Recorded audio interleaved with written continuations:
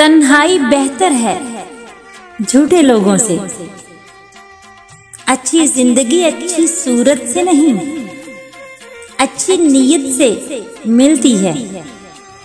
जिंदगी को समझना है तो पीछे से देखो, और अगर जिंदगी को जीना है तो जिंदगी को आगे से देखो।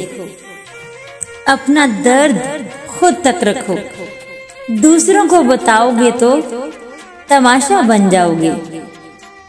मोहब्बत को बुरा मत कहो, क्योंकि ये मोहब्बत ही है जो इंसान को अपने रब से मिलवा देती है।